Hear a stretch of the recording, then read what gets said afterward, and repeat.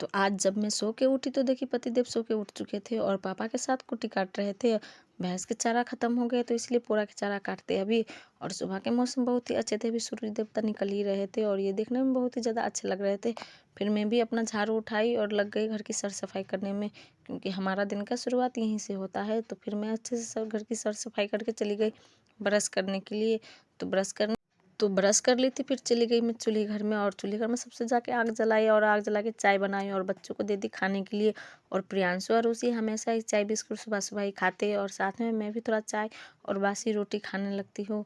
और चाय के साथ बासी रोटी बहुत ही ज़्यादा अच्छा लगता है खाने में। और पतिदेव इधर कोदारी के बेट के लिए बांस को काट रहे थे और पतिदेव ड्यूटी के साथ साथ घर के काम और खेत के काम दोनों ही संभाल लेते हैं। फिर मैं आज खाना में बना रही हूँ दाल भात और परोर के भरुआ। और दाल भात तो बन चुके थे तो भरुआ की तैयारी में कर रही थी। तो सबसे पहले उसको काट के इसमें मसाला को भर ली और फिर इसको तेल में थोड़ा थोड़ा करके तलने लगी। और जब खाना बन गया तो पतिदेव और बच्चे के कुछ कपड़े थे तो मैं धोने के लिए बैठ जाती हूँ। और सारे कपड़े के धोने के बाद और सारे कपड़े को सूखने के लिए अरगन्नी पे डाल दूंगी। और धूप तो अभी इतना तेज़ निकलने लगा है कि थोड़ी देर भी धूप में रुकने का मन नहीं करते है। और हमारे घर में माल जाल है तो इसीलिए पोरा के उचरा हमेशा ही दरवाजे पे रहते हैं।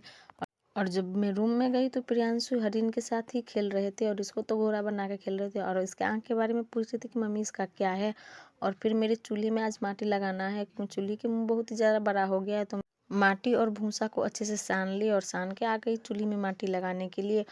और थोड़ा थोड़ा माटी लेके इसको मुँह को छोटा करने लगी और थोड़ी देर में ही सारी माटी लगा देती हूँ। और कुछ इस तो अब हमारा चूल्हे कुछ इस तरह से दिख रहा है। और अब गैस भी नहीं अभी मिल रहा है तो इसलिए चूल्हे पे ही अभी खाना बनाना पड़ रहा है। और जब मैं रूम में आई तो प्रियांशु कुछ इस तरह से सो गया था तो फिर मैं इसको सीधा कर देती हूँ।